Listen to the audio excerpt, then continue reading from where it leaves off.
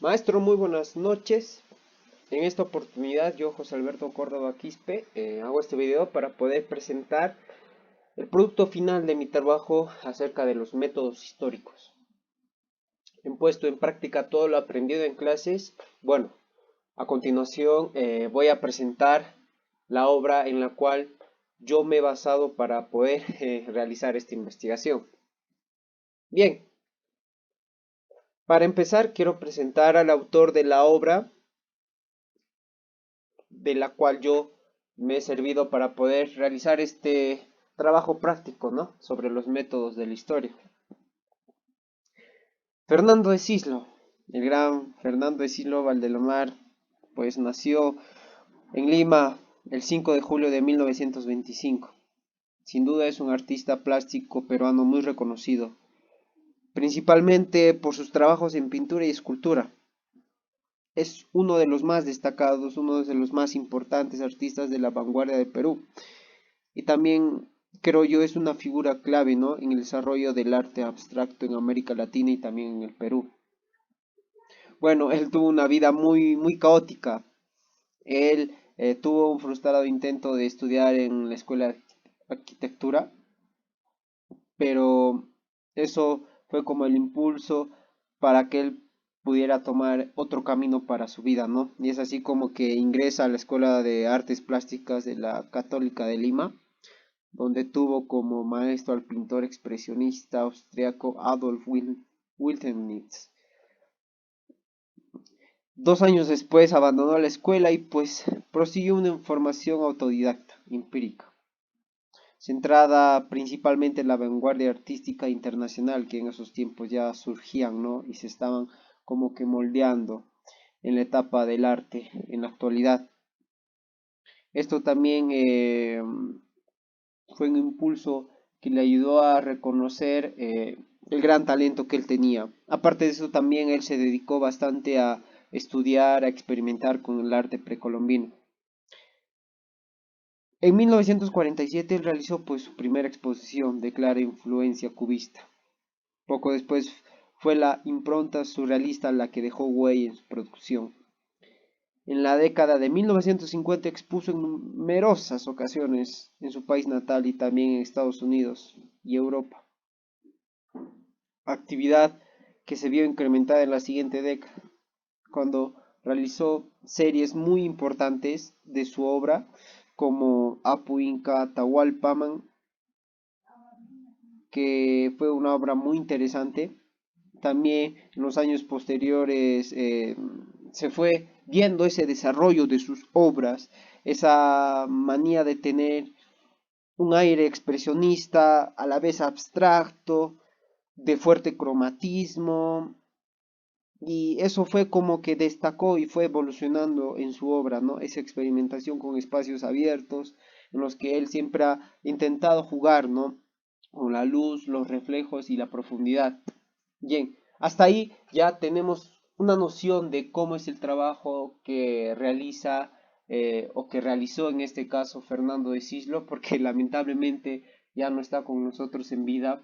Él murió en circunstancias muy trágicas al lado de su última esposa y bueno, estoy seguro de que sus obras serán inmortalizadas y serán eternamente admiradas por todos nosotros y yo me incluyo ahí también. Bien, ¿cuál es la obra que yo he estudiado y he planteado mi investigación para realizar este trabajo de los métodos históricos? Bien, la obra se llama Camino a Mendieta. Antes de entrar de lleno con esta obra, quiero presentar los antecedentes visuales de la obra. Como podemos ver en la imagen, el antecedente visual que yo tomé como referencia es esta escultura de madera de Chimú, que data de la costa norte del Perú, de 1300 después de Cristo a 1532 después de Cristo también. Actualmente esta obra se encuentra en el Museo de Arte Precolombino aquí en Cusco. Y bueno, ¿por qué yo tomé como referencia esta obra?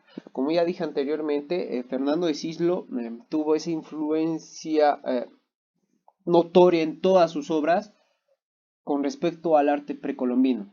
Y esta obra de Camino a Mendieta no es la excepción. Como podemos ver en la imagen, tenemos aquí en la parte roja del círculo rojo y la flecha roja, cómo estos orificios de esta escultura se ven reflejadas también en su obra Camino a Mendieta. Esos orificios que sin duda es ese claro ejemplo de la gran influencia que tuvo Fernando de Cislo con respecto al arte precolombino. Y seguidamente también en la parte verde, el círculo verde, podemos ver esa textura que tiene la madera, la cual Fernando de Cislo hizo, interpretó y generó en su obra. Lo mismo ocurre con esas líneas entrecortadas, esos rasgueos, esas fisuras que se encuentran en la madera.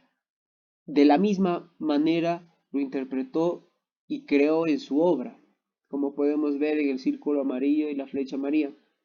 Y también esos orificios, ese cambio de claroscuro, ese alto contraste, ¿no? Ese reflejo y la profundidad también se le ve en el círculo azul, ¿no? La flecha azul, tanto en la foto de la escultura de madera de Chimú como en su obra.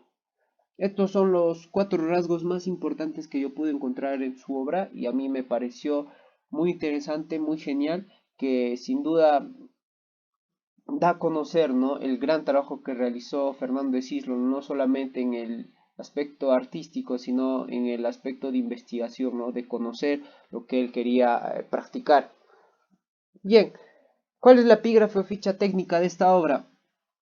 Bien, el autor es Fernando de Cislo, el título es Camino a Mendieta, la fecha es del año 2000, técnica óleo sobre lienzo, medida 148,59 por 149,86 centímetros. La localización actual de esta obra es en el Museum of Latin American Art, Long Beach, Estados Unidos. ¿Cuáles son los rasgos estilísticos y temáticos? Bien, en el punto A, el estilo es netamente arte abstracto, así como en el punto B, tendencia, que también es arte abstracto. ¿Cuál es la forma de esta obra? La forma de esta obra es netamente imaginario, ¿sí? Porque es algo que no existe en nuestra realidad, es algo que Cislo, con la investigación, con la experiencia que él tuvo realizando ese tipo de obras, ha creado esta obra única que sin duda es imaginaria. ¿Cuál es el tipo?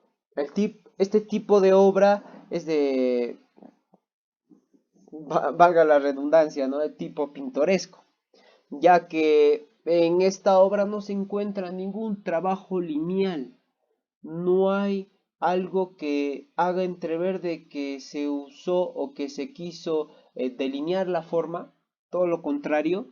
Creo que esta obra es netamente trabajada sin un tipo de bosquejo, sin un tipo de intención lineal, ya que lo que creó Cislo es completamente de su imaginación, de lo que él quería plasmar y crear en este lienzo. Y es pues lo que resultó esta gran obra. ¿Cuál es el tipo de composición de esta obra? Bien, el tipo de composición que yo encuentro es un cuadrado en la parte baja, lado derecho, que es el signo de estas 3 columnas, de estas 3 barras oscuras que existen en la obra, y 2 líneas que son esa insinuación de camino que también se encuentra en la obra, que puede venir, ¿no? Es un camino que se plasma y se proyecta a estas barras, estas columnas negras, ¿no? Es por eso que también de alguna u otra manera la obra se llama Camino a Mendieta. Es el tipo de composición que yo le puedo dar. Siguiente, ¿cuál es el recorrido visual? Bien, el recorrido visual que yo encuentro en esta obra es el siguiente. Aquí tenemos nuestro punto de entrada. Nuestro recorrido se va por esta parte central de la obra, donde podemos aprender y conocer el gran trabajo exhaustivo que realizó Fernando de Cislo para dar esta textura, ¿no? A esta obra, las barras que en verdad parecen maderas, pero en ese estilo propio, ¿no? De Cislo. Y como punto de salida tenemos esta parte de acá atrás, donde se proyecta este camino y este pequeño conducto. Ese es el punto de salida. Bien, ¿cuál es el color de esta obra? ¿Cuál es el contraste que yo encuentro en esta obra? Sin duda para mí el contraste que encuentro es el contraste cualitativo, ya que el trabajo que hizo Fernando de Cislo en esta obra es esa búsqueda de gama de colores, ¿no? De un solo tono. Por ejemplo, acá tenemos el claro ejemplo de el azul, cómo va cambiando las tonalidades de acuerdo al juego, ¿no? Con el negro se van formando tonos grisáceos, de igual manera con este rosado. Y estos colores se encuentran aquí en la obra, estos azules también, y así sucesivamente los negros, los rojos, los turquesas, son, hay esa gran proyección de colores y es por eso que yo digo que este tiene un contraste cualitativo. Vamos a entrar a los niveles. Empezamos con el nivel pre-iconográfico. Yo puedo escribir esta obra de la siguiente manera. Se puede apreciar tres formas de rectángulos, un tanto alargados, puestos de forma vertical de color negro con algunas manchas de colores y un fondo de color azul con un tipo de conducto o camino en el centro. El nivel 2, que es el nivel iconográfico. Se observa tres columnas de color negro con una gama cromática de tonos fríos sucesivos, con un fondo complementario a las figuras, un tipo de conducto camino en el centro, direccionadas a las figuras centrales de la obra. También se ven pinceladas airosas de tonos rojizos, que también están direccionados a calidades más claras, un ambiente de textura y la intensidad del contraste. ¿Cuál es mi nivel iconológico, que vendría a ser el tercero? Las formas de Cislo no se agotan en referencias icónicas a lo precolombino, ni se confunden con el folclore o alzan la bandera de reivindicaciones indígenas, sino que se afirman como representaciones originales de un artista que es consciente de su pertenencia a raíces culturales seculares que se cruzan desde ambos lados del Atlántico y se entregan en su testimonio personal, profundamente integrador. A la importancia de la textura hay que citar la menor relevancia concedida al color para lograr en sus cuadros el planteamiento del contraste entre la luz y la sombra, las tinieblas y la claridad, lo oscuro y lo claro. En ese sentido, el color para Cislo tiene un valor secundario y solo actúa para agudizar y hacer vibrar el contraste de luz y sombra. Bien, esto es el trabajo realizado con respecto a esta gran obra de Cislo. A mí me fascina todos los trabajos que tiene Cislo y estoy seguro de que va a ser como que una clara referencia o influencia para mí en mis trabajos futuros. Y bien, antes de terminar, quiero presentar mis referentes bibliográficos, que son muy importantes, que fueron las fuentes en las cuales yo me basé para realizar este trabajo. Nada, maestro, agradecerle por su tiempo y muchísimas gracias. Hasta otra oportunidad.